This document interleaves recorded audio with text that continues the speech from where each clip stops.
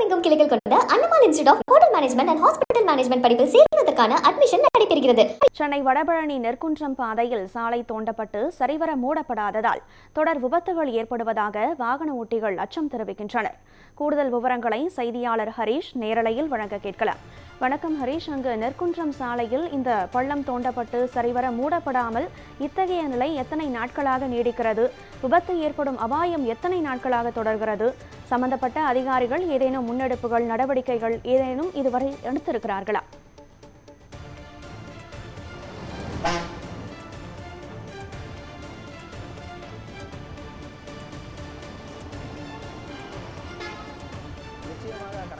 சென்னை வடபழனி நெற்குன்றம் பாதையை பொறுத்தவரைக்கும் இந்த பகுதியில் அந்த சாலையானது வெட்டப்பட்டிருக்கிறது. அதனால் குறிப்பாக அந்த சாலை முறையாக மூடப்படாமல் நீண்ட நாட்களாக இந்த பகுதி இது போன்ற காட்சிகள் அழைப்பதால் இந்த வழியாக செல்லக்கூடிய வாகன ஓட்டிகள் தினம் அவர்கள் விபத்து சந்திப்பதாக இந்த பகுதியில் இருக்கக்கூடிய மக்கள் குற்றச்சாட்டு வைத்திருக்கிறார்கள். அதே சமயம் இந்த சாலை இருக்கக்கூடிய காட்சிகள் பார்த்தாலே தெரிகிறது, இந்த சாலையானது ஒரு வலதுபுறமாக செல்லக்கூடிய நெற்குன்ற பாதையாக இருக்கிறது.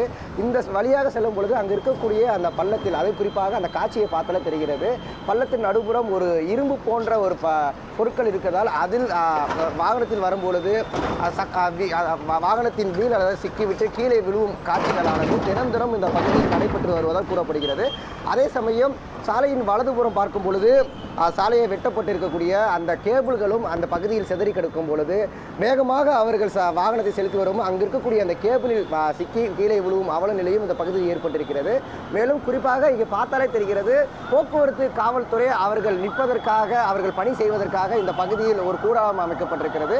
இந்த பகுதியிலும் போக்குவரத்து காவல்துறையினர்கள் மாலை நேரமும் மற்றும் காலை நேரங்களும் இந்த போக்குவரத்து நெரிசல் ஏற்படக்கூடிய சூழலிலும் இந்த பகுதியில் அவர்கள் பணி செய்யும் பொழுது இந்த பகுதியில் தினம் வாகனத்தில் விழுவதை அவர்கள் கண்டிருக்கிறார்கள். ஆனாலும் போக்குவரத்து காவல்துறை தரப்பிலும் எந்த ஒரு நடவடிக்கையும் எடுக்கவில்லை என இந்த பகுதியில் இருக்கக்கூடிய குற்றச்சாட்டு வைத்திருக்கிறார்கள். அதே சமயம் இந்த சாலையின் காட்சிகள் எவ்வளவு நாளாக இந்த பகுதியில் இருக்கக்கூடியது என இந்த பகுதியில் இருக்கக்கூடிய மக்களிடம் கேட்டுத்திருந்தோம்.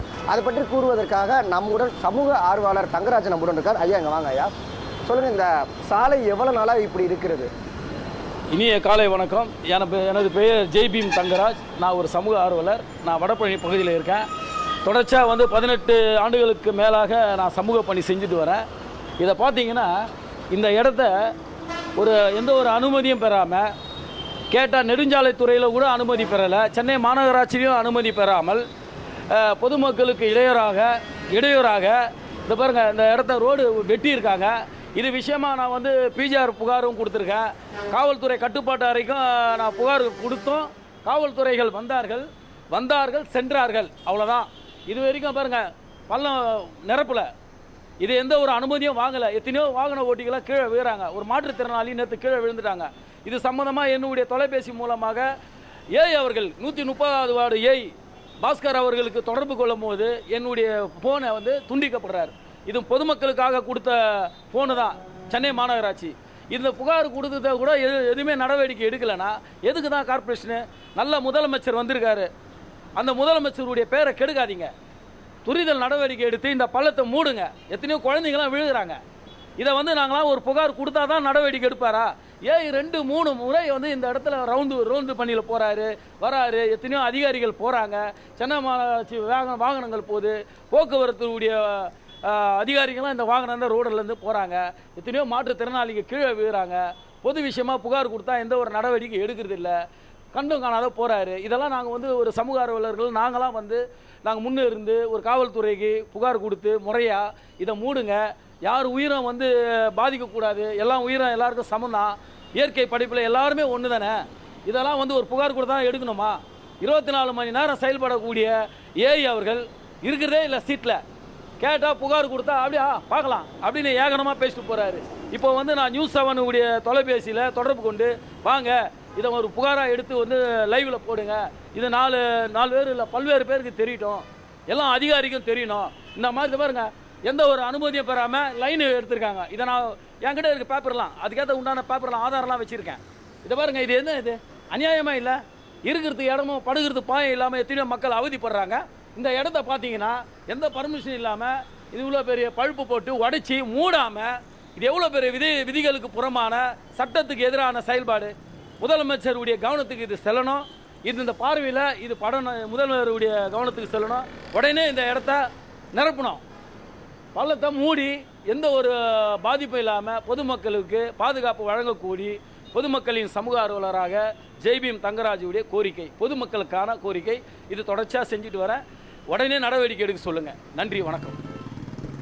நிச்சயமாக தங்கராஜ் சொன்னபடி போலதான் இந்த பகுதி நீண்ட நாட்களாக இது போன்ற இருப்பதால் அதிலும் பல முறை அதிகாரிகளிடம் அவர் புகார் அளித்திருக்கிறார்கள். ஆனாலும் புகார் அளித்த போதும் அதிகாரிகள் அவருக்கு செவி சாய்க்கவில்லை என குறிப்பாக உதவி செயற்பொறியாளர் பாஸ்கரை அவர் குற்றச்சாட்டியிருக்கிறார். அதே சமயம் இங்கே இருக்கக்கூடிய அந்த காட்சிகள் பார்த்தாலே தெரியுது. ஏன்னா ஒரு புறம் சாலை இருக்கிறது, சாலையில் செல்லக்கூடிய வாகன ஓட்டிகள் தான் ஆபத்து என்று பார்த்தால், மற்றொரு புறம் பார்த்தால் நடைமேடை உள்ளது. ஆனால் அந்த நடைமேடை இல்லாத காரணமாக அந்த நடைமேடை முழுவதும் கற்கள், கேபிள்கள், ஈபி பெட்டிகள் போன்றவற்றை போட்டிருப்பதால் நடைமேடையில் செல்லக்கூடிய பாதசாரிகளுக்கும் இந்த சாலையானது ஒரு ஆபத்தாக தான் பார்க்கப்படுகிறது. ஆனால் இங்க இருக்கக்கூடிய அந்த தனியார் ஏடிஎம் பார்த்தாலே தெரிகிறது. அங்கே அந்த ஏடிஎம் முன்பு இந்த கற்கள் ஆனது கொட்டப்பட்டிருக்கக்கூடிய சூழ்நிலையிலும் அதுவும் ஒரு மூடப்பட்டிருக்கக்கூடிய சூழ்நிலை தான் பார்க்கப்படுகிறது. அதே சமயம் பொதுமக்களிடம் இந்த பகுதியில் இருக்கக்கூடிய பொதுமக்கள் பல்வேறு குற்றச்சாட்டுகளை முன்வைத்து உதவி செயற்பொறியாளர் மற்றும் காவல்துறையிடம் புகார் அளித்திருக்கிறார்கள். ஆனால் இதுவரும் எந்த ஒரு நடவடிக்கை எடுக்கவில்லை என்றுதான் இந்த பகுதியில் இருக்கக்கூடிய மக்கள் நம்மிடம் தெரிவித்திருக்கிறார்கள். அதனால் உடனடியாக இங்கே இருக்கக்கூடிய